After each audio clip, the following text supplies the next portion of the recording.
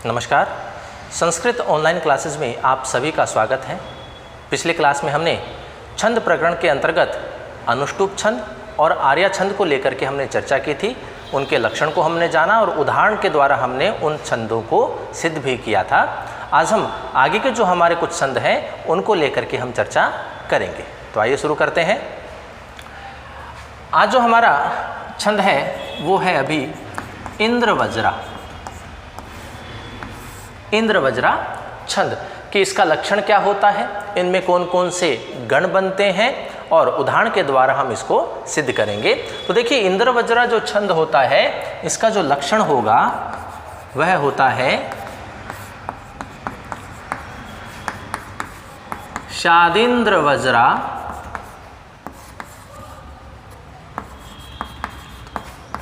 यदि तौ जगौ गए। शादिंद्रवज्रा यदि तौ जगौ गए। अब देखिए ये क्या कहता है, ये लक्षण क्या कहता है हमारा इंद्रवज्रा का। लक्षण जो होता है किसी भी छंद के लिए बहुत ही महत्वपूर्ण होता है, जिनमें सारी जानकारी हमें मिल जाती है कि इनमें कितने वर्ण होते हैं, प्रत्येक चरण में कितने कितने वर्ण होंगे और कौन कौन से गण बनेंगे। ये सारी चीज़ें हमें लक्षण से पता लग जाती है। तो देखिए हम देखते हैं इसको। शादिंद्रवज्रा यदि तौ जगौ गए। तो सबसे पहला काम हमारा होता है किसी भी छंद का पता करने के लिए कि हम उन वर्णों को काउंट करें। ठीक है ना। तो हम यहाँ इस लक्षण को ही, लक्षण के जो वर्ण हैं उनको हम काउंट करते हैं और पता लगाते हैं कि इंद्रवज्रा जो छंद होता है उसके प्रत्येक चरण में कितने कितने वर्ण होते हैं। तो देखिए आधा अक्षर काउंट नहीं होता है, तो 1 2 3 4 5 6 7 8 9 10 और 11। इसका मतलब ये हुआ कि इंद्रवज्रा जो छंद होता है उसके प्रत्येक चरण में 11 वर्ण होते हैं। प्रत्येक चरण में कितने वर्ण होंगे? 11 वर्ण होंगे।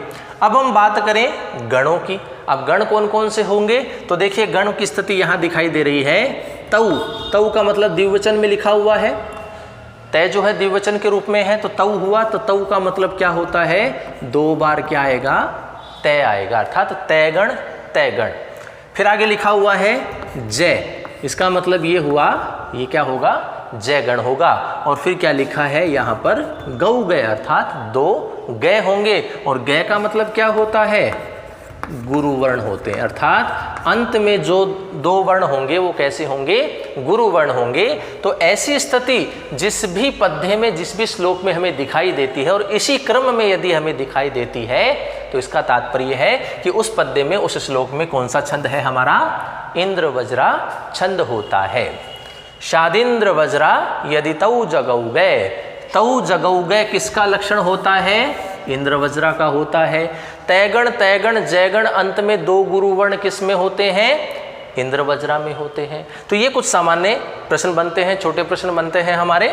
तो इंद्रवज्रा जो छंद होता है उसके प्रत्येक चरण में 11 वर्ण होते हैं। उसका लक्षण होता है शादिंद्रवज्रा यदि तौ जगौ गए, जिसमें तयगण तयगण जयगण और अंत में 2 गुरु वर्णों की स्थिति हमें दिखाई देती है। तो देखिए हम इनके ऊपर ये जो लक्षण होता है इसी के ऊपर मात्रा लगा करके देख लेते हैं कि हमारे पास क्रम से तयगण तयगण जयगण और अंत में 2 गुरु वर्ण मिलते हैं या नहीं मिलते हैं। तो हम इसमें देख लेते हैं, फिर उदाहरण के माध्यम से भी हम इसको समझ लेंगे। तो देखिए मात्राएं लगाते हैं, क्योंकि गण बनाने के लिए हमें सबसे पहले क्या करना होता है? मात्राएं लगानी होती है। तो देखिए आधा अक्षर है, ये क्या करता है? अपने से पहले वाले पर काम करता है। तो यहाँ इससे पहले कुछ है नहीं, तो इसका यहाँ पे भी काउंट नहीं करेंगे। आ की मात्रा है इसलिए गुरु। छोटी की मात्रा है लेकिन आगे क्या है? आधे अक्षर है 2, तो इसकी वजह से क्या हो गया? गुरु। ए की मात्रा है लघु। ए की मात्रा है लेकिन आगे क्या है? आधा अक्षर है, इसके लिए गुरु। आ की मात्रा है गुरु। ए की मात्रा है लघु। छोटी की मात्रा है लघु। औ की मात्रा है गुरु। ए की मात्रा है लघु। औ की मात्रा है गुरु। विसर्ग से युक्त है और अंतिम भी है, इसलिए क्या हो जाएगा? गुरु हो जाएगा। अब देखिए हम 3 की इनके क्या बना लेते हैं? ग्रुप बना लेते हैं। और फिर हम देखते हैं कि हमारे पास तयगण तयगण जयगण और अंत में 2 गुरु वर्ण मिल रहे हैं या नहीं है। तो देखिए हमारे पास स्थिति क्या आई है? एस एस आई। उसके बाद पुनः है एस एस आई, फिर आई एस आई और अंत में क्या बचा हुआ है? 2 गुरु वर्ण बचे हैं। तो देखिए एस एस आई का मतलब क्या होता है? ये तैगण होता है। पुनः एस एस आई है तो इसका मतलब भी क्या हुआ, तैगण हुआ। आई एस आई क्या होता है, जयगण होता है। और अंत में दो क्या बचे हुए हैं, गुरुवर्ण बचे हुए हैं। तो देखिए हमें क्या चाहिए था, तैगण तैगण जयगण, अंत में दो गुरुवर्ण इसी क्रम में चाहिए थे। और हमें देखिए तैगण तैगण जयगण और अंत में दो गुरुवर्ण इसी क्रम में मिल रहे हैं। इसका मतलब हमारे सामने ये जो पंक्ति लिखी हुई है इसके अंतर्गत कौन सा छंद है, तो इसके अंतर्गत इंद्रवज्रा छंद है। तो देखिए इस चीज़ को हम उदाहरण के माध्यम से भी स्पष्ट कर लेते हैं, क्योंकि लौकिक जो हमारा छंद होता है वो कितने चरणों का होता है, 4 चरणों का होता है। तो उसके हिसाब से हम इसको सिद्ध करके देख लेते हैं। तो देखिए हमारा उदाहरण है,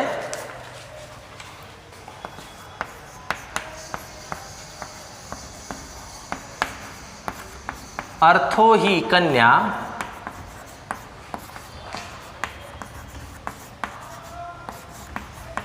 पर किए एव,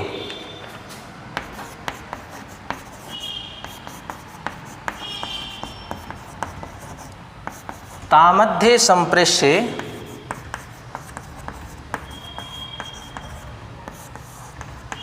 परिगृहीतुः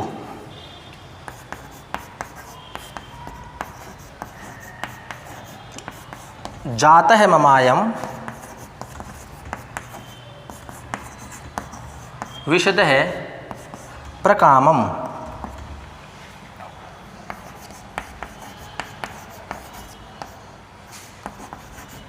प्रत्यर्पित न्यास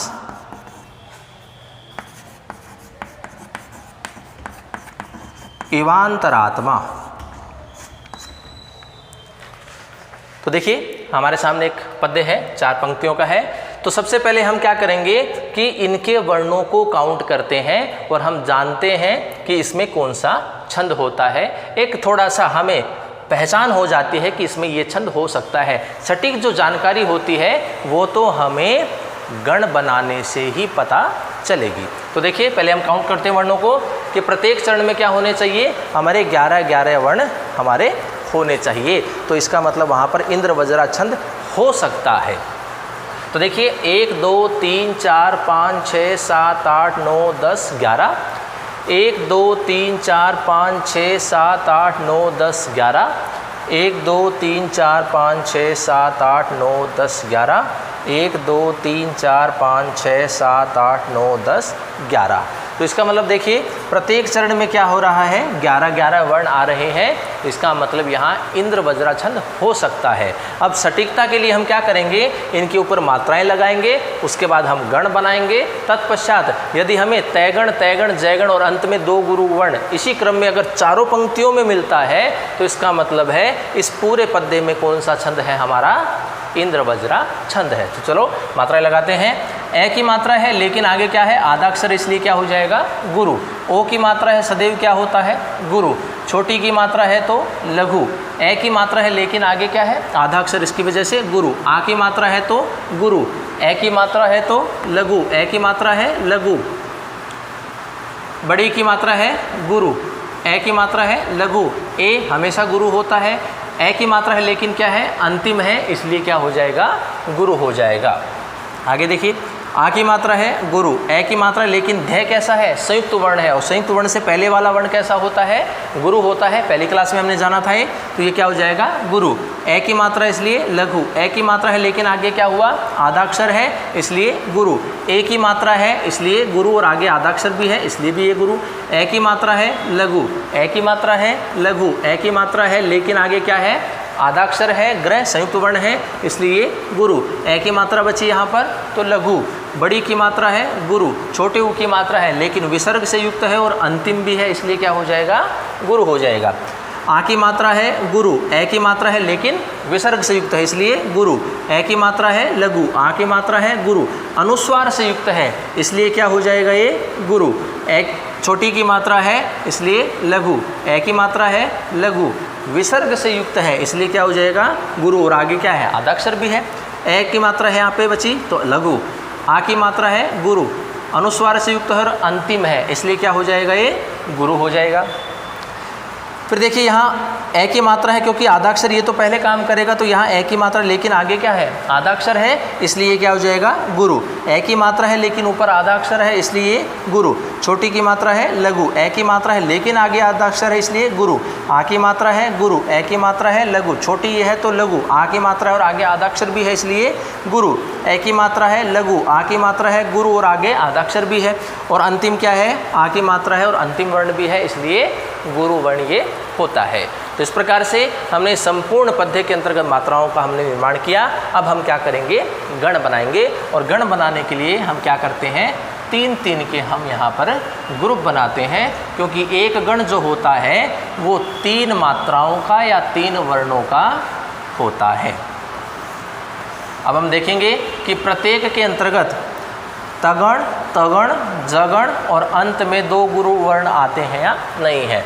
तो देखिए हमारी स्थिति क्या बन रही है, S S I, S S आई, फिर देखिए एस एस आई, फिर है आई एस आई, और अंत में क्या हो रहा है, 2 गुरु वर्ण। ये स्थिति सब में है, S S I, S S I S I और S S, S S I, S S I S I, S S, S S I, S S I S I और अंत में एस एस। इसका मतलब है एस एस आई का मतलब हुआ हमारा तय गण,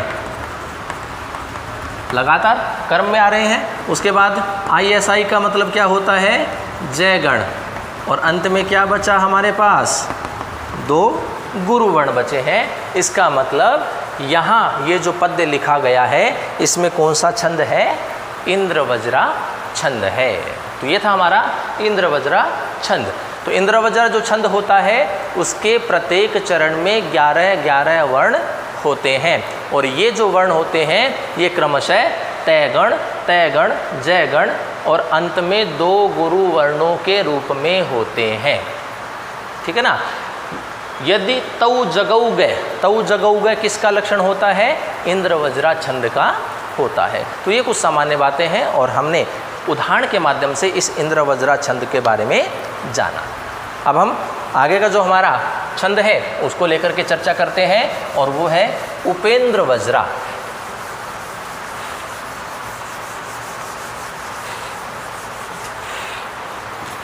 उपेंद्रवज्रा, अगला जो हमारा छंद है वो है उपेंद्रवज्रा। तो देखिए उपेंद्रवज्रा जो छंद होता है उसका लक्षण क्या होता है, उपेंद्रवज्रा। सबसे पहले हम बात करेंगे इसके लक्षण की। उपेंद्रवज्रा जो छंद होता है उसका लक्षण होता है उपेंद्रवज्रा जत जास्ततो गौ। उपेंद्रवज्रा जत जास्ततो गौ। तो यहाँ अब बात करें कि उपेंद्रवज्रा जो छंद होता है उसके प्रत्येक चरण में कितने कितने वर्ण होते हैं। तो क्या करेंगे, उसके लिए हम इन वर्णों को काउंट करेंगे, क्योंकि लक्षण से हमें पता लग जाएगा।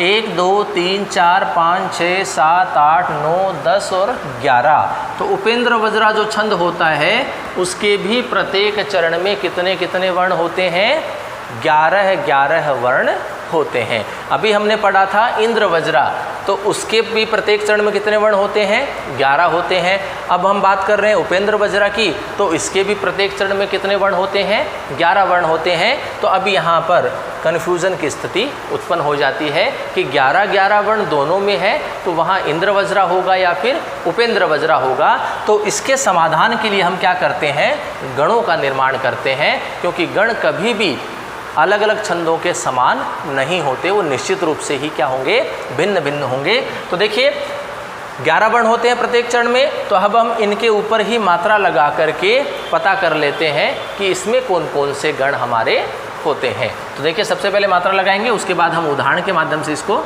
समझ लेंगे। छोटे ऊ की मात्रा है लघु होगा, ए की मात्रा है आगे आधाक्षर है, इसके लिए क्या हो जाएगा, गुरु हो जाएगा। यहाँ ए की मात्रा बची, लघु हो जाएगा। ए की मात्रा है लेकिन आगे क्या है, संयुक्त वर्ण है, इसलिए क्या हो जाएगा, गुरु। आ की मात्रा इसलिए गुरु। ए की मात्रा है लघु, ए की मात्रा है लघु, आ की मात्रा है और आगे आदाक्षर भी, इसलिए क्या हो जाएगा गुरु। ए की मात्रा है लघु, ओ की मात्रा है गुरु, अंतिम भी है, विसर्ग से युक्त भी है और औ की मात्रा भी है, तो क्या हो जाएगा ये गुरु हो जाएगा। अब देखिए हम तीन तीन के क्या बना लेते हैं, इनके ग्रुप बना लेते हैं और हम देखते हैं कि हमारे सामने कैसे किसी स्थिति बनी है। तो सबसे पहले हमें मिला आई एस आई, उसके बाद एस एस आई, फिर आई एस आई और अंत में दो गुरुवर्ण हमें यहाँ पर मिले हैं। तो आई एस आई क्या होता है, वो होता है जगण। एस एस आई क्या होता है, तगण। आई एस आई पुनः आ गया तो इसका मतलब क्या हो गया, जगण। और अंत में क्या बचे हुए हैं हमारे पास, दो गुरुवर्ण बचे हुए हैं। तो उपेंद्र वज्रा जो छंद होता है उसके गण किस प्रकार से होते हैं, जयगण तैगण जयगण और अंत में दो गुरुवर्ण। देखिए यही जयगण तैगण इंद्र वज्रा में भी होते हैं, लेकिन इंद्र वज्रा में क्या होता है कि तैगण तैगण दोनों क्रम से आते हैं, एक साथ आते हैं, उसके बाद जयगण आता है। और यहाँ स्थिति क्या है, पहले जयगण है, फिर तैगण है, फिर जयगण है और अंत में क्या आते हैं, दोनों में ही दो गुरुवर्ण आते हैं। तो ये अंतर हो जाता है इंद्र वज्रा और उपेंद्र वज्रा का।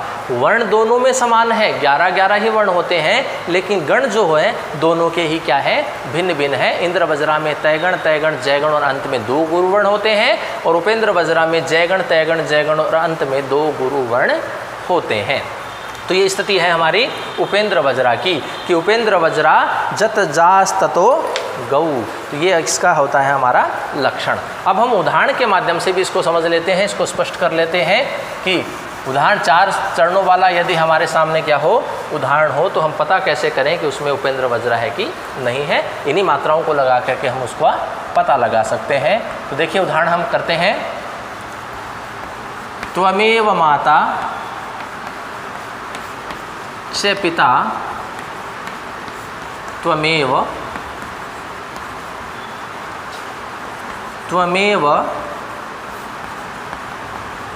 बंधुश्च सखा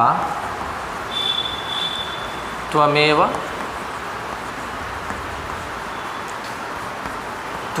विद्या द्रविणं त्वमेव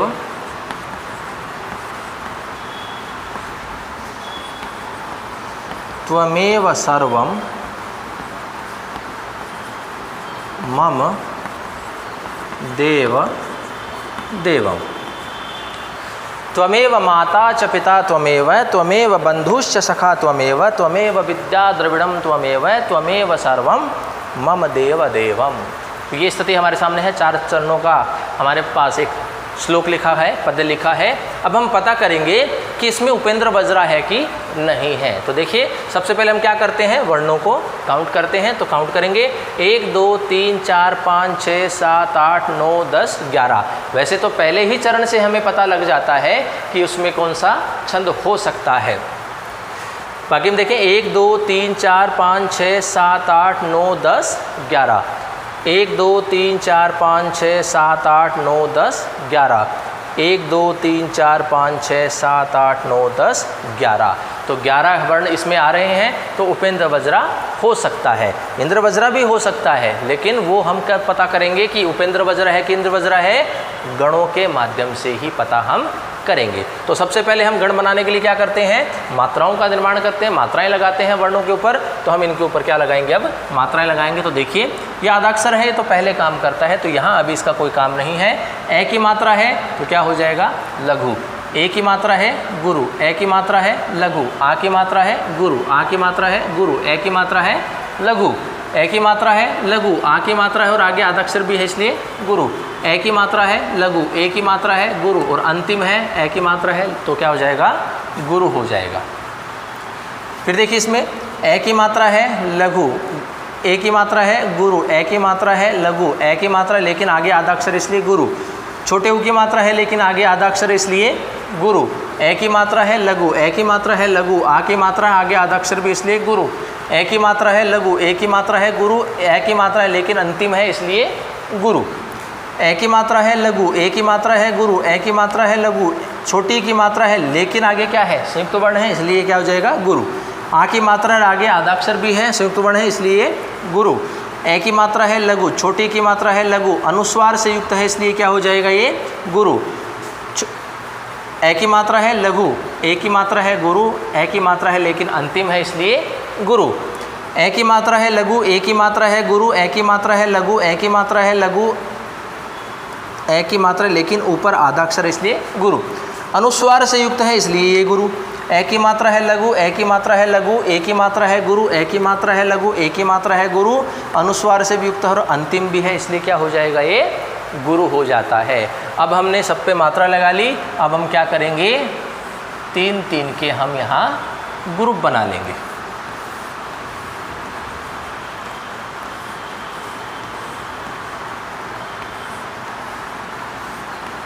तो देखिए सबसे पहले क्या आ रहा है स्थिति ISI, हमें क्या चाहिए ISI, SSI, ISI और अंत में 2 गुरुवर्ण चाहिए क्योंकि ये हमने लक्षण से पता किया था। अब हम उदाहरण देख रहे हैं तो हमें इसी क्रम में ये सारे गण चाहिए होंगे। अगर ये इसी क्रम में इस पद्य के अंतर्गत हैं तो निश्चित रूप से इस पद्य में कौन सा छंद होगा, हमारा उपेंद्र वज्रा छंद होगा। तो देखिए ISI हो गया, SSI SSI हो गया, ISI भी हो गया और अंत में क्या बच रहे हैं 2 गुरुवर्ण भी बच रहे हैं। यही स्थिति इन प्रत्येक चरणों में भी है। ISI SSI ISI SS ISI SSI ISI SS ISI SSI ISI और SS। इसका मतलब हमने यहाँ जो पद्य लिखा है उसके अंतर्गत निश्चित रूप से उपेंद्र वज्रा छंद है। तो ये था हमारा उपेंद्र वज्रा छंद जिसके प्रत्येक चरण में 11-11 वर्ण होते हैं और उपेंद्र वज्रा छंद का लक्षण होता है उपेंद्र वज्रा जत जास ततो गौ, ये हमारा इसका लक्षण है। और जयगण, तयगण, जयगण और अंत में 2 गुरुवर्ण, ये लक्षण किसका होता है, ये उपेंद्र वज्रा का होता है। तो इंद्र वज्रा और उपेंद्र वज्रा में इतना ही अंतर है कि इंद्र वज्रा में तयगण, तयगण, जयगण और अंत में 2 गुरुवर्ण होते हैं और उपेंद्र वज्रा में जयगण, तयगण, जयगण और अंत में 2 गुरुवर्ण होते हैं। वर्ण दोनों में ही प्रत्येक चरण में क्या होते हैं 11-11 होते हैं। तो ये स्थिति थी हमारी उपेंद्र वज्रा की। अब हम आगे का जो हमारा छंद है उसको लेकर के चर्चा करेंगे।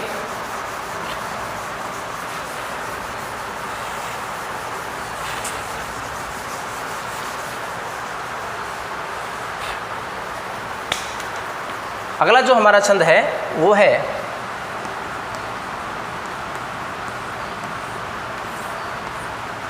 उपजाति। अगला जो हमारा छंद है वो है हमारा उपजाति। तो सबसे पहले हम बात करेंगे कि उपजाति जो छंद होता है उसका लक्षण क्या होता है।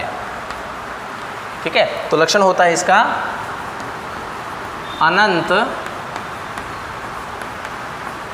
रोदीरित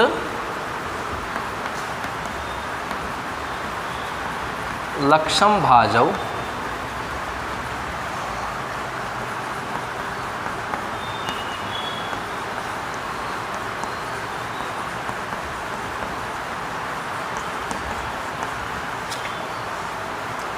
पादौ यदिया उपजात यस्तः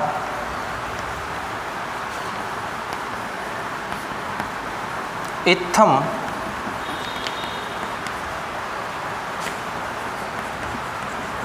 किलान्यास्वपि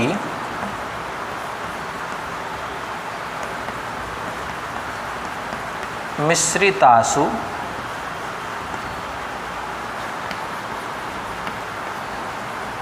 स्मरन्ति जातिस्विदेव जातिस्विदमेव नाम।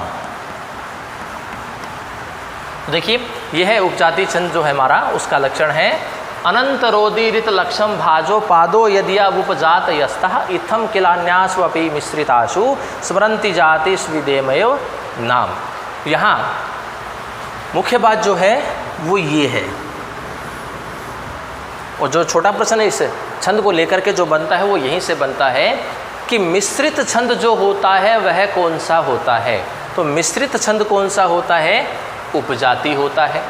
अब बात करें कि मिश्र, मिश्र का मतलब होता है दो अलग अलग जो वस्तुएं हैं, पदार्थ हैं, वो मिलते हैं, वो मिश्र कहलाते हैं। तो मिश्रित में यहाँ पर छंद की हम बात करेंगे तो ऐसे कौन कौन से छंद हैं जो मिलकर के किसका निर्माण करते हैं? उपजाति का निर्माण करते हैं। तो अभी हमने जिन दो छंदों के ऊपर चर्चा की है, कौन कौन से? इंद्र वज्रा और उपेंद्र वज्रा, ये दोनों मिलकर के ही क्या करते हैं? उपजाति छंद का निर्माण करते हैं। ये दोनों छंद जिस भी पद्य में होते हैं वो क्या कहलाता है? उपजाति छंद होता है। मतलब अनंत रोदिरित लक्षम भाजो पादो यद्या उपजाति यस्तः, अर्थात बिना किसी कन्फ्यूजन के, बिना किसी विरोध के, बिना किसी डिस्टरबेंस के ये दो छंद अगर पादौ यद्या, अर्थात इसी क्रम में, अर्थात कम से कम, पादौ का मतलब है दो चरणों में, द्विवचन है, तो कम से कम दो चरणों में अगर ये इन दोनों में से कोई भी छंद पाया जाता है तो वहाँ कौन सा छंद हो जाता है? उपजाति छंद होता है। लौकिक छंद हमारे कितने चरणों का होता है? 4 चरणों का होता है। और ये लक्षण क्या कहता है कि इन 4 चरणों में से किन्हीं 2 चरणों में इन दोनों में से कोई भी एक हो और अन्य में दूसरा बचा हुआ हो तो वहाँ कौन सा छंद होता है? उपजाति छंद होता है। अर्थात मिश्रित जो छंद होता है वह कौन सा होता है? उपजाति छंद होता है। अब हम बात करें कि उपजाति जो छंद होगा उसमें कितने वर्ण होंगे प्रत्येक चरण में, तो ये तो सीधी सी बात है कि उपजाति जो छंद है वो इंद्र वज्रा और उपेंद्र वज्रा छंद से मिलकर के बनता है। इंद्र वज्रा छंद में कितने वर्ण होते हैं? प्रत्येक चरण में 11 वर्ण होते हैं। उपेंद्र वज्रा छंद के प्रत्येक चरण में कितने वर्ण होते हैं? 11 वर्ण होते हैं। तो उपजाति छंद में कुल प्रत्येक चरण में कितने वर्ण हो गए? इसमें भी 11 वर्ण होंगे, क्योंकि इंद्र वज्रा और उपेंद्र वज्रा से मिलकर के ही उपजाति बनता है। फिर भी हम यहाँ काउंट कर लेते हैं, 1 2 3 4 5 6 7 8 9 10 11। इसका मतलब यहाँ भी सब में क्या होगा? प्रत्येक चरण में 11 वर्ण हमारे यहाँ होंगे। 4 चरणों में दिखाई दे रहा है। इस लक्षण को पहले हम मात्राओं के द्वारा समझ लेते हैं, उसके बाद उदाहरण से भी हम इसको समझ लेंगे। तो देखिए, सबसे पहले हम क्या करते हैं? मात्राएं लगाएंगे, क्योंकि गण बनाने के पश्चात ही हमें पता लगेगा कि किन 2 चरणों में इंद्र वज्रा है और बाकी बचे हुए जो चरण है किन में वो उपेंद्र वज्रा यहाँ पर है। तो देखिए, सबसे पहले क्या है? ए की मात्रा है तो लघु, ए की मात्रा है लेकिन आगे आधा अक्षर इसलिए गुरु, ए की मात्रा है लघु, ओ की मात्रा है गुरु, बड़ी की मात्रा है गुरु, छोटी की मात्रा है लघु, ए की मात्रा है लघु। ए की मात्रा है लेकिन क्या है? आगे संयुक्त वर्ण है, तो ये क्या हो जाएगा? गुरु। ए की मात्रा है लघु, आ की मात्रा है गुरु, औ की मात्रा है और अंतिम भी है, तो क्या हो जाएगा? गुरु। उपजाति छंद निकालने के लिए कम से कम हमें 2 चरणों की आवश्यकता होती है, जिसमें से एक में इंद्र वज्रा मिले और एक में क्या हो? उपेंद्र वज्रा हो। बाकी सब में हम एक पंक्ति से ही हम पता लगा सकते हैं कि उसमें कौन सा छंद है। तो उपजाति के लिए हमें कम से कम 2 चरण चाहिए।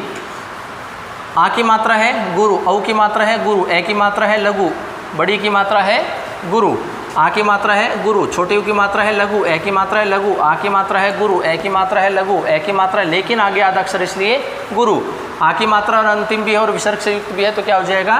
गुरु।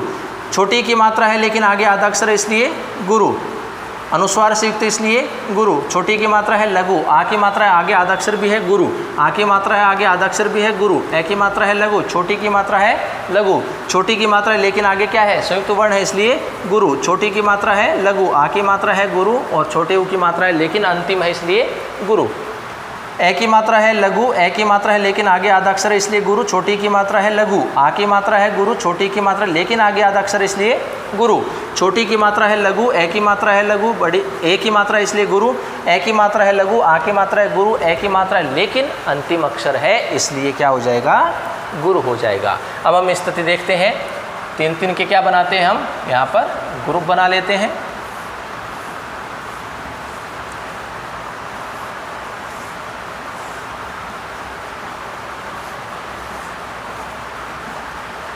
देखिए, सबसे पहले हमें क्या मिला? ISI।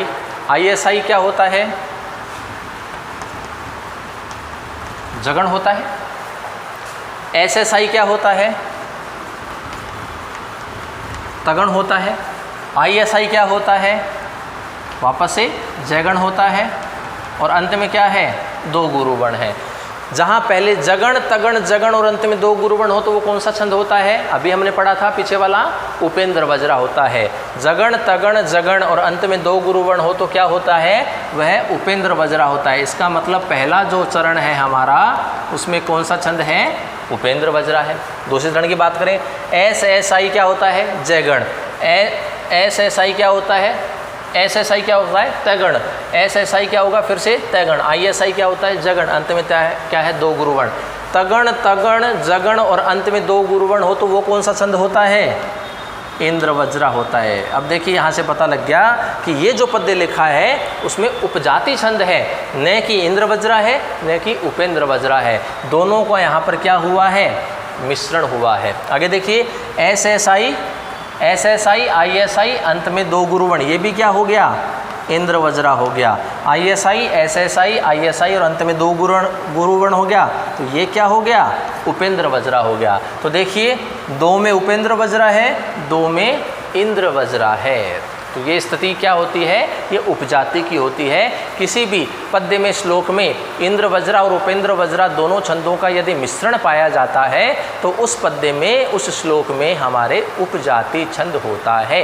और उपजाति जो छंद होता है उसके प्रत्येक चरण में भी इंद्र वज्रा और उपेंद्र वज्रा छंद के समान ही 11 वर्ण होते हैं। तो ये स्थिति है हमारी उपजाति छंद की, जिसके प्रत्येक चरण में कितने वर्ण होते हैं, 11 वर्ण होते हैं। एक बार हम उदाहरण से भी इसको समझ लेते हैं।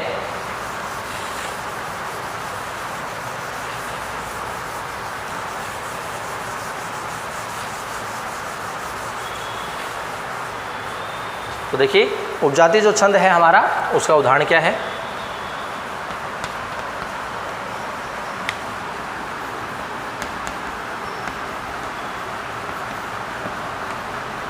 आजन्मन है साठ्य मशिक्षितोय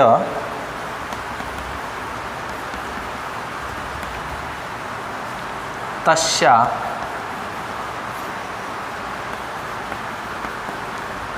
प्रमाणम वचनम जानस्य पराति संधानमधीते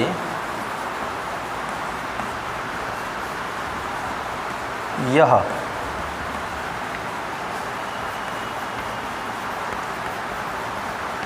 विद्धेति ते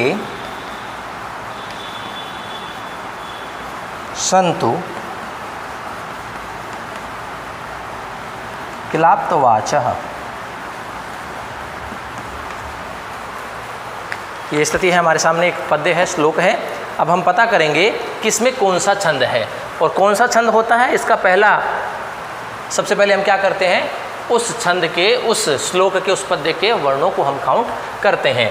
1 2 3 4 5 6 7 8 9 10 11 वर्ण आ रहे हैं। अब यहाँ देखिए 11 वर्ण के हमने 3 पद्य पढ़ लिए, इंद्र वज्रा, उपेंद्र वज्रा और उपजाति। अब तीनों में से कौन सा है, क्योंकि तीनों में ही प्रत्येक चरण में क्या होते हैं, 11 वर्ण होते हैं। आगे देखिए सब में क्या है, हमारे 11 वर्ण हैं। 1 2 3 4 5 6 7 8 9 10 11। 1 2 3 4 5 6 7 8 9 10 11। 1 2 3 4 5 6 7 8 9 10 और 11। तो प्रत्येक चरण में क्या है, 11 वर्ण हैं। अब हम पता करेंगे कि इसमें कौन सा छंद है, इंद्र वज्रा है, उपेंद्र वज्रा है या फिर उपजाति है। तो उसके लिए हम क्या करेंगे, मात्राएं लगाएंगे, गण बनाएंगे। गणों से ही हमें पता लगेगा कि इसमें इंद्र वज्रा है या उपेंद्र वज्रा है या फिर हमारा उपजाति है। तो देखिए सबसे पहले मात्राएं लगाते हैं। आ की मात्रा है गुरु, ए की मात्रा है लेकिन आगे आधा अक्षर इसलिए गुरु। ए की मात्रा है लघु, ए की मात्रा है लेकिन क्या है, विसर्ग से युक्त है इसलिए गुरु। आ की मात्रा है आगे आधा अक्षर भी है इसलिए गुरु। ए की मात्रा है लघु, ए की मात्रा है लघु। छोटी की मात्रा है लेकिन आगे संयुक्त अक्षर है इसलिए गुरु। छोटी की मात्रा है लघु, ओ की मात्रा है गुरु, अंतिम है और विसर्ग से युक्त है इसलिए भी गुरु। अब देखिए इंद्र वज्रा और उपेंद्र वज्रा में सबसे पहला अंतर पता करने के लिए हम पहला ही गण देख लेते हैं, क्योंकि उपेंद्र वज्रा में तो पहला गण कौन सा होता है, जयगण होता है, और इंद्र वज्रा में पहला गण कौन सा होता है, तैगण होता है। यदि एस एस आई हो तो तैगण हो जाएगा, आई एस आई होगा तो जयगण हो जाएगा। यहाँ देखिए एस फिर एस, क्योंकि आद्याक्षर भी है और आ की मात्रा है, ए की मात्रा है लघु, आ की मात्रा है गुरु, अनुस्वार से युक्त है गुरु, ए की मात्रा है लघु, ए की मात्रा है लघु, अनुस्वार से युक्त है इसलिए गुरु, आ की मात्रा है गुरु, ए की मात्रा है लेकिन आगे क्या है आद्याक्षर और अंतिम है ए की मात्रा इसलिए क्या हो जाएगा गुरु हो जाएगा। ए की मात्रा है लघु, आ की मात्रा है गुरु, छोटी की मात्रा है लघु, ए की मात्रा है लेकिन आगे आद्याक्षर है इसलिए गुरु, आ की मात्रा है गुरु, ए की मात्रा है लघु, ए की मात्रा है लघु, बड़ी की मात्रा है गुरु, ए की मात्रा है लघु, ए की मात्रा है गुरु, ए की मात्रा नहीं है और विसर्ग से युक्त और अंतिम भी इसलिए क्या हो गया गुरु। छोटी की मात्रा है लेकिन आगे क्या है संयुक्त अक्षर है इसलिए क्या हो गया गुरु। ए की मात्रा है गुरु, छोटी की मात्रा है लघु, ए की मात्रा है गुरु, ए की मात्रा है लेकिन आगे आद्याक्षर है इसलिए गुरु, छोटी ओ की मात्रा है इसलिए लघु, छोटी की मात्रा है लघु, आ की मात्रा है आगे आद्याक्षर भी इसलिए गुरु, ए की मात्रा है लघु, आ की मात्रा है गुरु, ए की मात्रा है लेकिन अंतिम है और विसर्ग से युक्त है इसलिए क्या हो गया ये गुरु हो गया। सबके ऊपर हमारी मात्राएं लग गई। अब देखिए हम इसके बना लेते हैं 3-3 के ग्रुप। अब देखिए पहली स्थिति में क्या आया है हमारे पास S S I, S S I इसका मतलब हुआ तैगण, फिर एस एस आई फिर ये तैगण, आई एस आई जयगण और अंत में 2 गुरुवर्ण। इसका मतलब तैगण तैगण जयगण और अंत में 2 गुरुवर्ण। तो ये कौन सा छंद हो गया हमारा इंद्रवज्र छंद हो गया। यहाँ देखिए S S I I S I और अंत में 2 गुरुवर्ण, तो इसमें भी कौन सा वर्ण छंद हो गया हमारा इंद्रवज्रा हो गया। आई एस आई आई एस आई, तो इसका मतलब ये कौन सा और अंत में 2 गुरुवर्ण, ये कौन सा छंद हो गया इस पंक्ति में Upendra Vajra. S S I I S I और अंत में 2 गुरुवर्ण, और इसमें भी कौन सा हो गया हमारा इंद्र वज्रा।